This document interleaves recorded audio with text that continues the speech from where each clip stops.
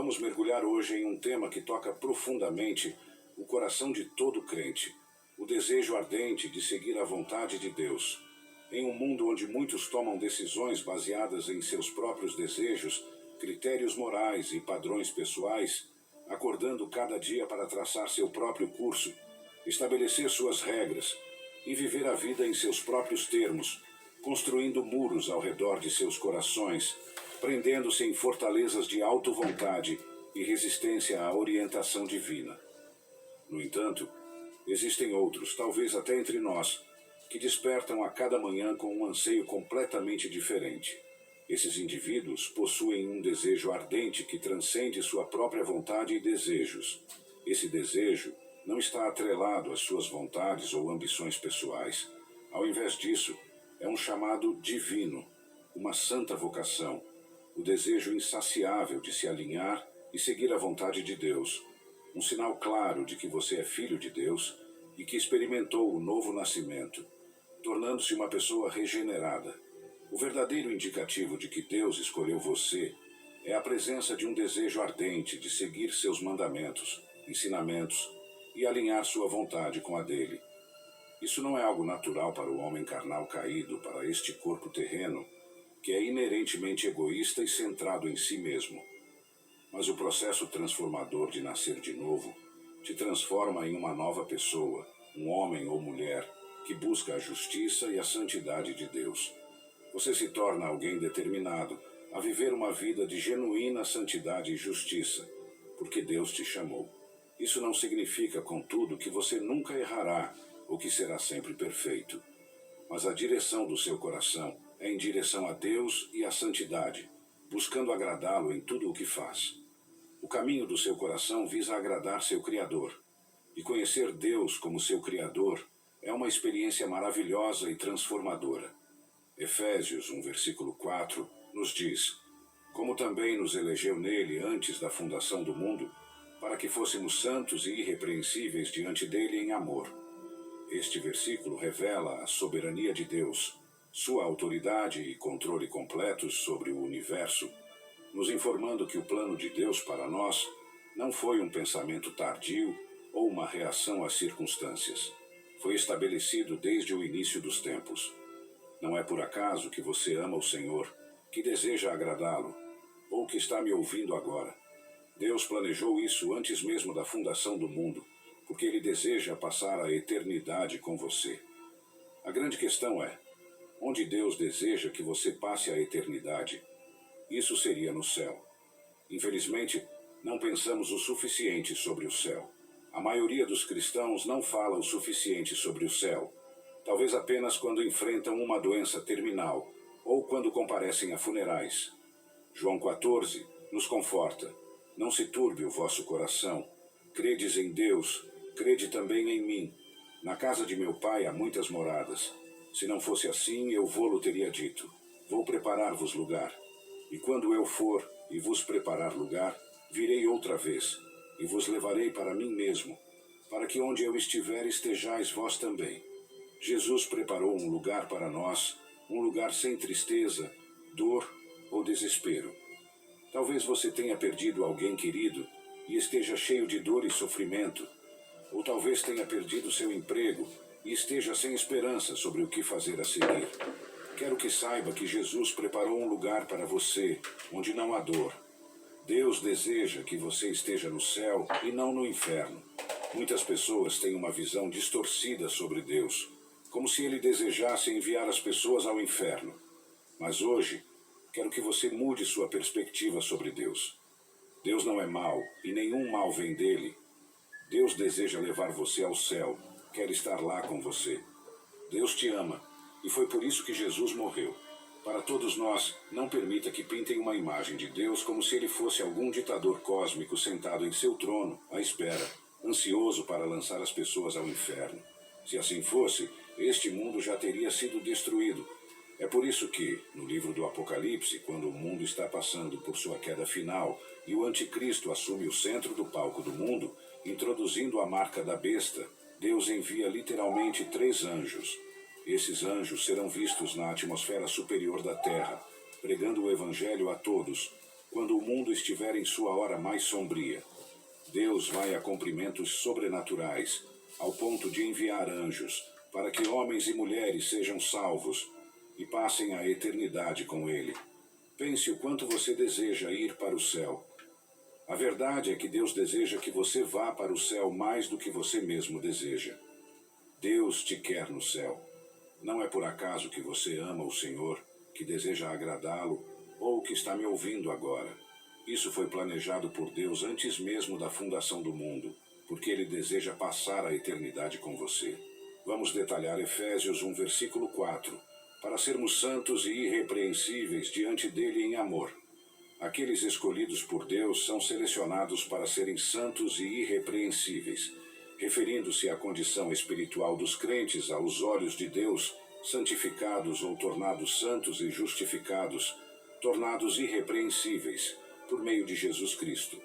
É importante notar que não se trata de sermos santos e irrepreensíveis por nossos próprios esforços, mas pelo sacrifício de Cristo na cruz. Em amor. Essa é a motivação para a ação de Deus. Suas escolhas são baseadas em seu amor por nós. Não é devido aos nossos méritos, nossas obras ou qualquer coisa que possamos oferecer. É simplesmente por causa de seu grande e infindável amor.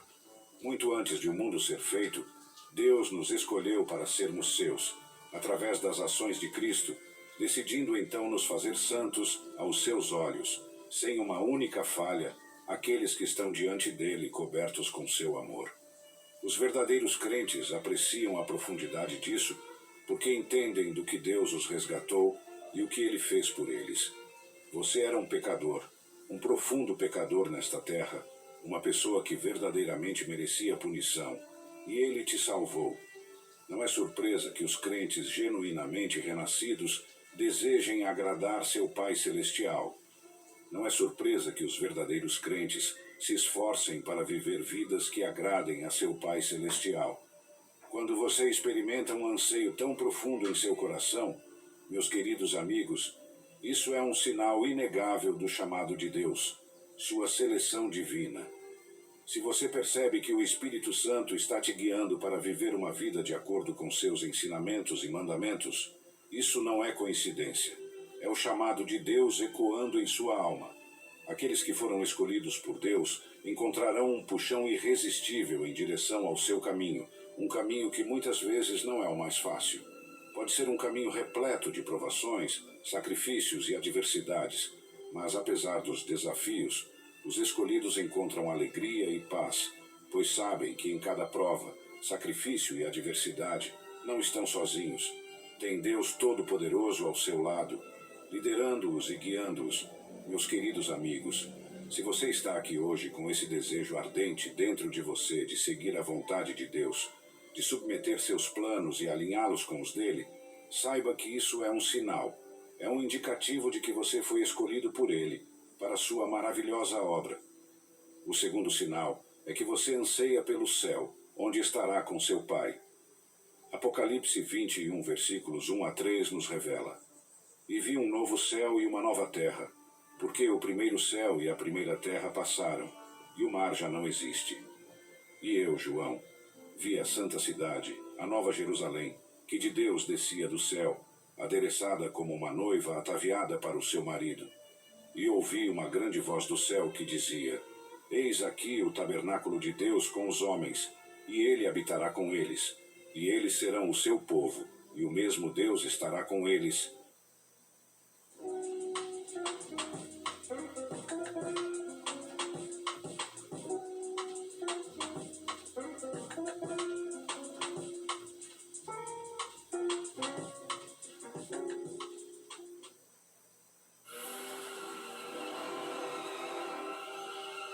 Isso é difícil. Financiar seu novo carro de onde estiver. Isso é fácil. Descubra como é fácil e até 20% mais barato financiamento pelo app Bradesco. Você simula e contrata na hora que quiser. Tudo 100% digital. Facilita com Bradesco. Bradesco. Entre nós, você vem primeiro. Será o seu Deus. A Bíblia revela inúmeras instâncias em que figuras-chave como Jesus, Davi e Abraão exibiram um forte desejo e antecipação por seu lar celestial. Jesus, o exemplo mais evidente, pode ser visto na vida e palavras de Jesus Cristo. Ao longo de seu ministério, Jesus frequentemente falava do céu e de seu anseio de retornar ao Pai. Em João 14, versículos 2 e 3, Jesus conforta seus discípulos dizendo: "Na casa de meu Pai há muitas moradas. Se não fosse assim, eu vou-lo teria dito: vou preparar-vos lugar. E quando eu for e vos preparar lugar, voltarei e vos levarei para mim mesmo, para que onde eu estiver, estejais vós também." Esta declaração sublinha a antecipação de Jesus de retornar ao céu e seu desejo de levar seus seguidores consigo. Davi, rei Davi, apesar de ser um homem de grande poder e prestígio terrenos, frequentemente expressava seu desejo pelo reino eterno de Deus. No Salmos 23, versículo 6, ele diz: "Certamente que a bondade e a misericórdia me seguirão todos os dias da minha vida, e habitarei na casa do Senhor por longos dias."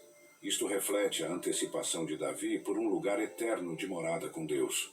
Abraão, o desejo de Abraão por um lar celestial, é ilustrado no livro de Hebreus.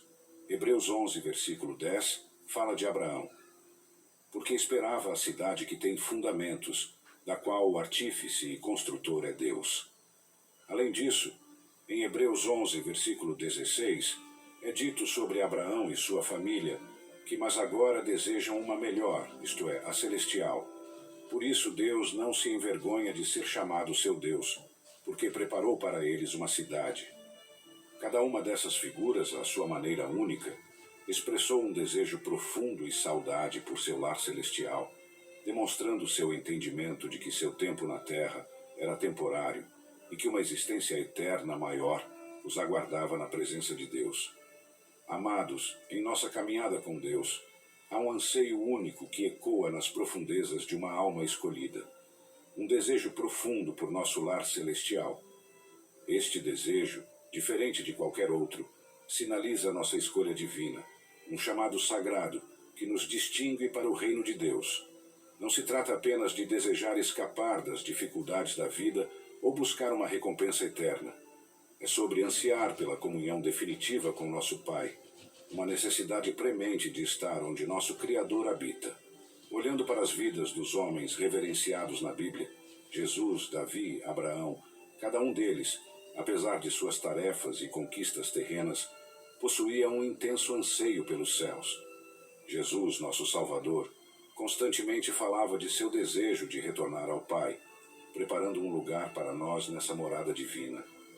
Cada um desses indivíduos foi escolhido por Deus, e um desejo profundo pelo céu era a melodia que tocava continuamente em seus corações.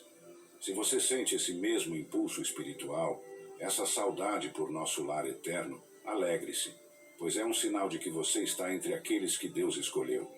Um descrente não quer nada com o céu, e até ri da ideia de céu. No entanto, para um verdadeiro crente, o céu é mais real do que o próprio ar que respira. Seu espírito está ecoando o chamado do divino, um chamado que direciona seu olhar para cima, onde reside seu Pai Celestial. Sua alma anseia estar onde seu Criador está, um desejo plantado pelo próprio Deus. Esta aspiração celestial não nasce do medo ou incerteza, mas brota do poço do amor divino e santidade dentro de você, nascido do Espírito, o mesmo Espírito que afirmou a Jesus que ele era o Filho amado de Deus. Portanto, encorajo você, amado, a reconhecer esse anseio divino dentro de si. Abrace-o, nutra-o, deixe-o alimentar sua fé e firmeza nesta jornada terrena. Esse desejo pelo céu, essa saudade pelo divino, significa que você é escolhido, separado para ser de Deus.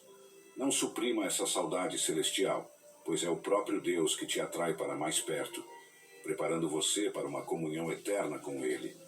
Enquanto navegamos por este mundo, podemos encontrar consolo no fato de que nossa jornada não termina aqui. Este não é nosso destino final. Estamos apenas de passagem, viajantes destinados a uma gloriosa cidade cujo arquiteto é Deus. Se seu coração ecoa esse desejo celestial, É um sinal divino de que você foi escolhido por Deus. É a evidência da promessa de Deus em você, um testemunho do seu destino como filho do Altíssimo. De fato, é uma santa saudade, um anseio que só pode ser satisfeito quando finalmente alcançarmos nosso lar celestial, onde nosso Pai nos aguarda. Ao longo da história, emerge um padrão onde, sempre que Deus está operando, o diabo procura contrariar. As Escrituras deixam claro que o povo escolhido de Deus, aqueles separados para seu propósito divino, frequentemente enfrentam provações e desafios particulares.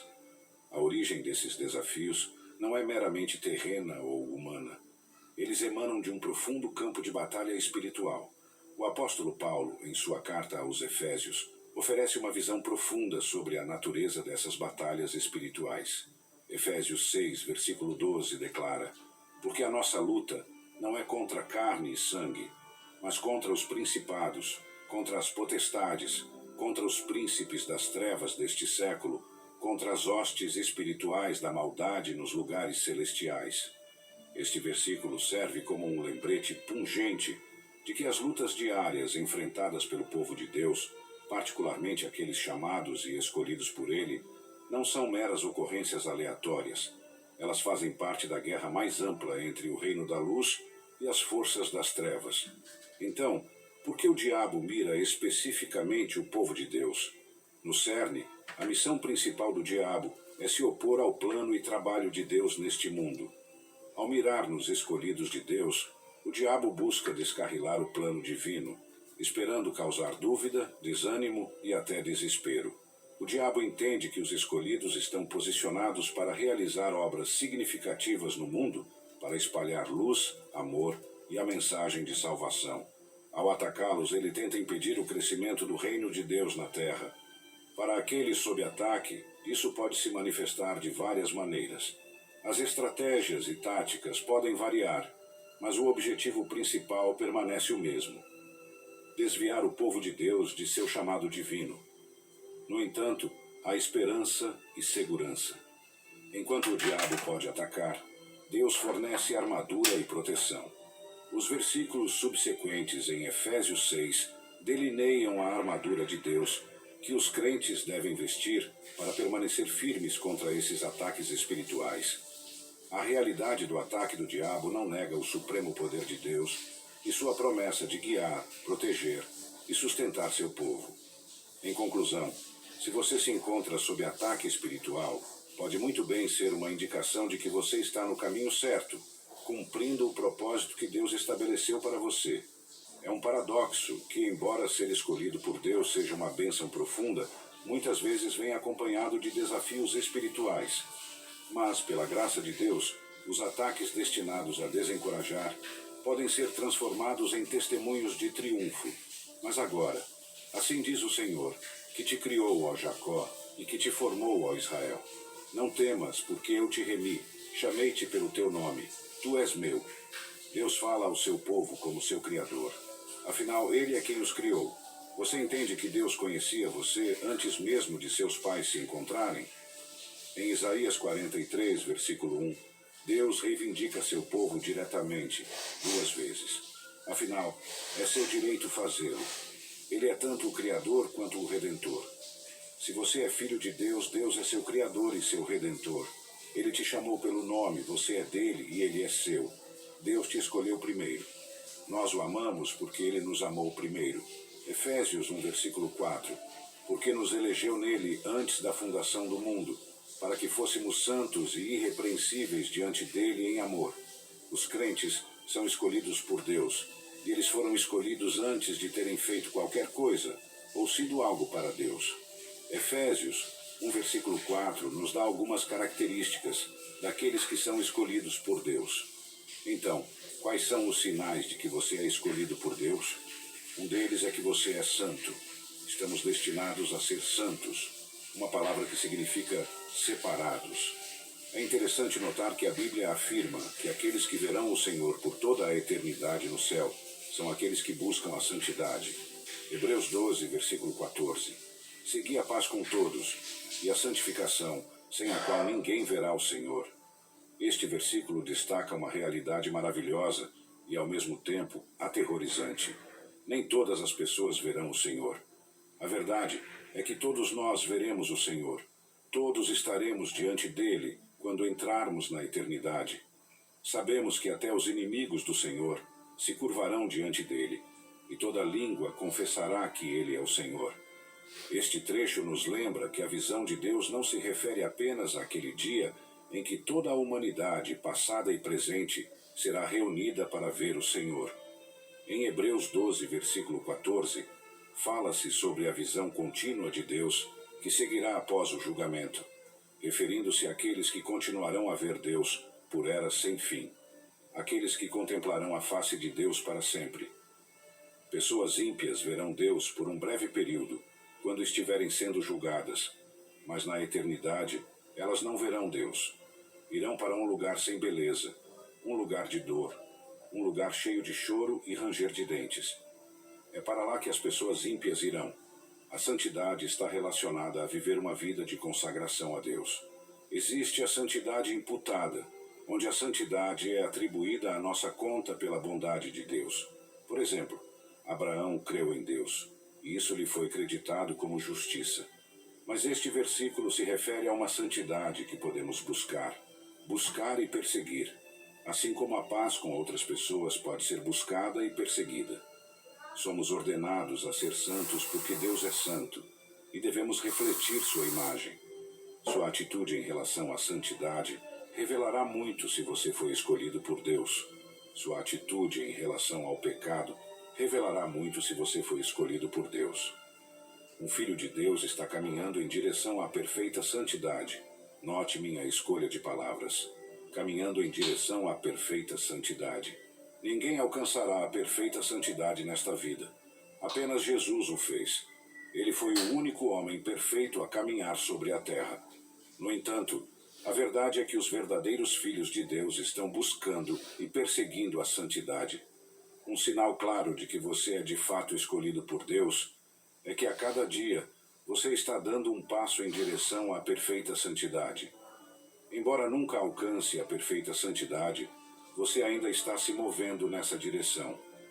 Buscai a paz com todos e a santificação, sem a qual ninguém verá o Senhor. Em Hebreus, somos praticamente informados de que não veremos o rosto do Senhor para sempre se não buscarmos a santidade. O povo escolhido de Deus busca e segue a santidade. Isso não significa que os cristãos não pecam. Sabemos que os cristãos pecam, mas quando um cristão peca, ele se sente perturbado pelo pecado e não confortável no pecado. Quando um cristão peca, sua consciência é movida e perturbada, enquanto quando um descrente peca, não é afetado. O apóstolo está falando da direção do seu coração em direção à santidade, não do nível de santidade. Podemos buscar e perseguir a santidade. O que o apóstolo está nos dizendo é que sem buscarmos e perseguirmos continuamente essas duas coisas, não permaneceremos no céu. Ele não está dizendo que alcançaremos essas duas coisas, mas a direção do seu coração estará ansiando e buscando essas coisas, ansiando e buscando uma vida santa. Efésios 1, versículo 4. Pois nos escolheu nele antes da criação do mundo, para sermos santos e irrepreensíveis diante dele em amor.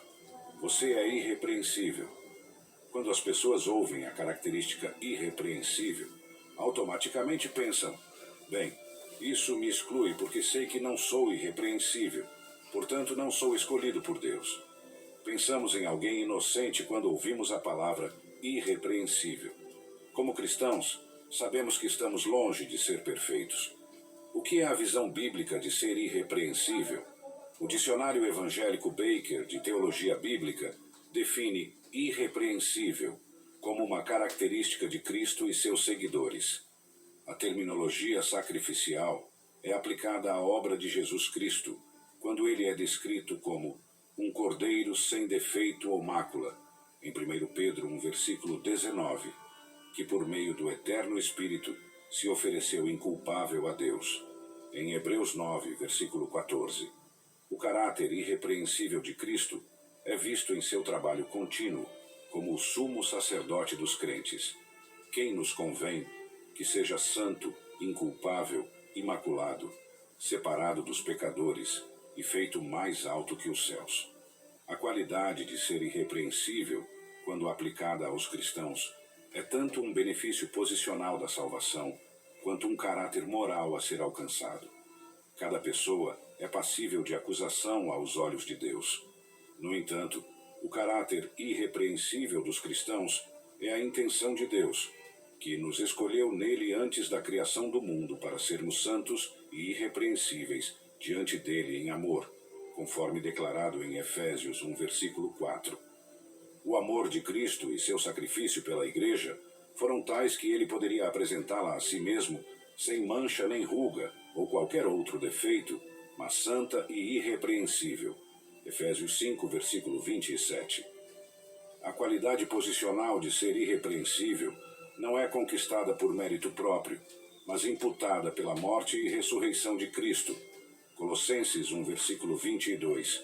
No corpo da sua carne, através da morte, para vos apresentar santos e irrepreensíveis e inculpáveis diante dele. O poder e a proteção de Deus garantem que o crente mantenha um status irrepreensível até o julgamento final.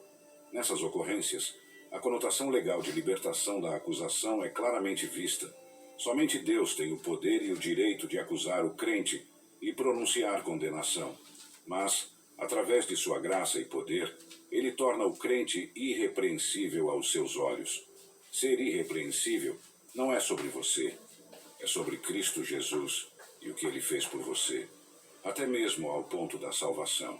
A salvação não é sobre nós, mas sobre o que Cristo Jesus fez por nós na cruz.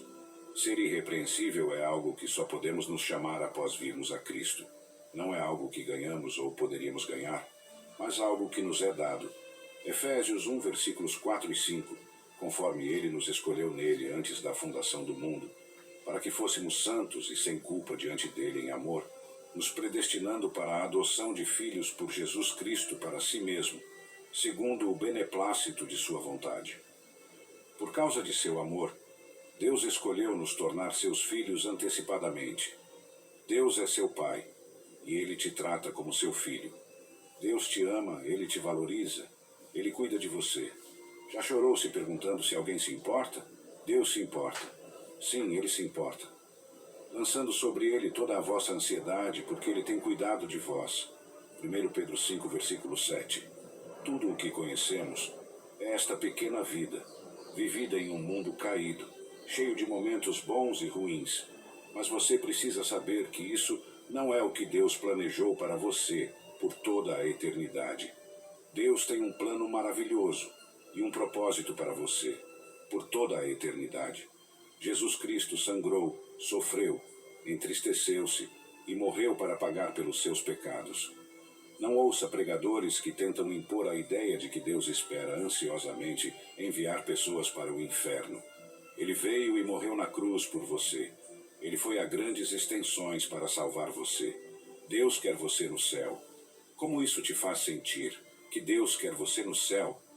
Você entende que Ele é um Pai amoroso e não um ditador que pendura o inferno sobre sua cabeça e te obriga a seguir os 10 mandamentos.